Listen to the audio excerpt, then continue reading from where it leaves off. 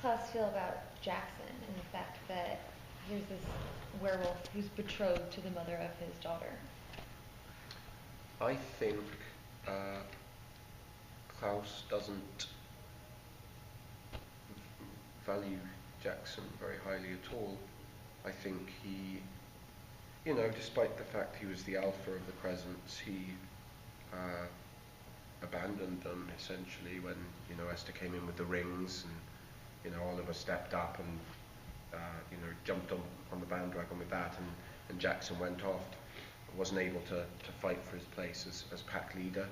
And I think that's something that Klaus doesn't see as very honourable. I think Jackson would have a lot to prove to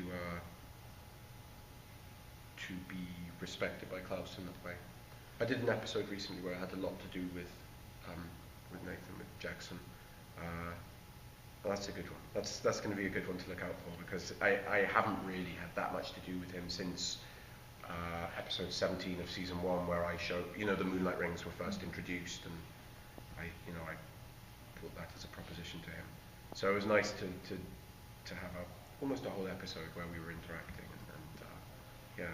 I think you'll learn a lot more about what you asked then from that episode. Well, to follow up on that, are we going to see Klaus kind of re-embrace his werewolf side? Because we haven't seen him kind of touch upon that in a long time.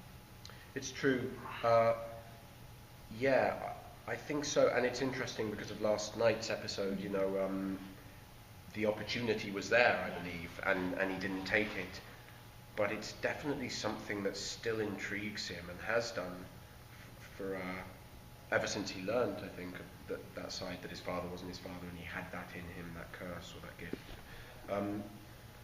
So yeah, I think so. I think honestly he's probably a little resentful of the wolves.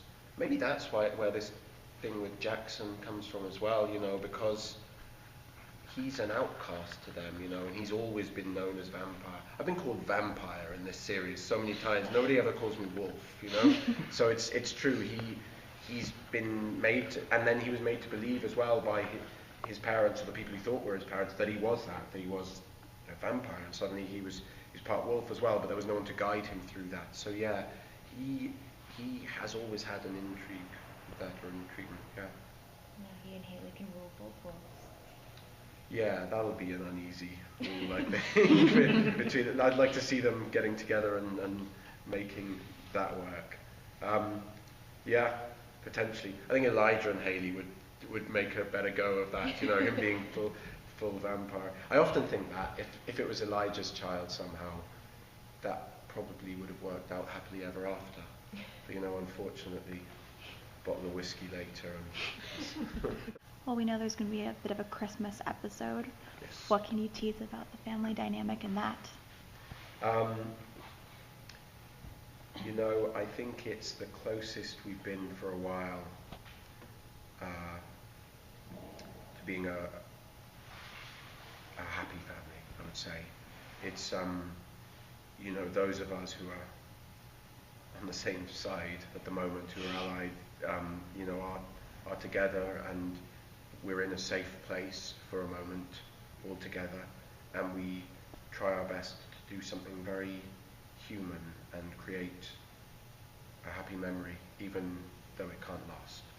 And hopefully, it certainly felt like it'll be, a couple of really heartwarming moments in that episode, and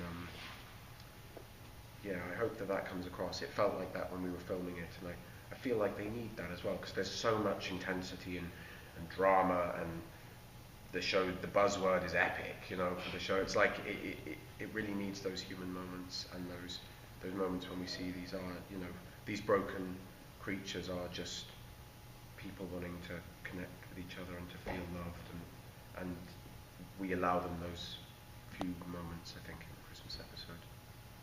Will we get to see Klaus with both, interacting with both? Yes. Yes. What is he like as a dad? He's still getting to grips with it, I think. He's,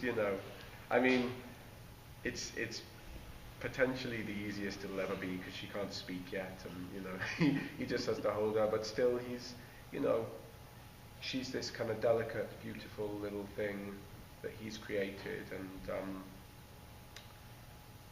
his world is blood and violence and war, and so it's very new for him, and it's a place that he doesn't rest easy.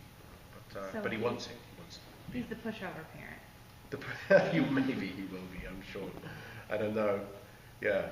Dad, can you go and kill this guy at school? Yep, I'm on it. Has it been interesting for you to act with a baby? Somebody said once, it's like a pure acting experience when you're holding a baby. Yeah, because a baby won't do what it's told. You know, a baby can't be directed. Like, hey, can you look at him at this moment? So, you know, it's great because you can, you know, I'd liken it to like when I'd done a film with Mickey Rourke. They said he's just going to do whatever he wants, so then you can as well. So like I think like acting with a baby. Don't ever show this to him.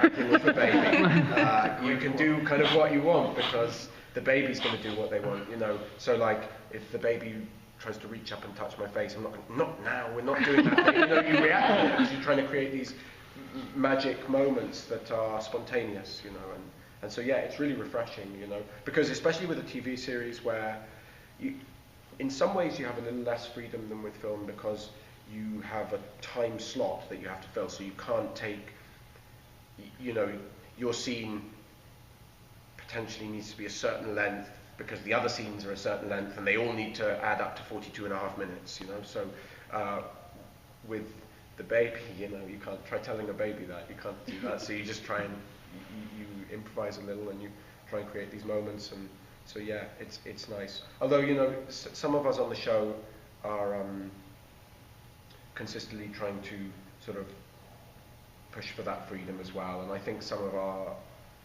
lovely moments have been more organic, and you know, hopefully some of the family stuff that you're talking about in the Christmas episode as well, not just with the baby but with the siblings, we try to sort of free it up a little bit, and yeah, I hope it shows.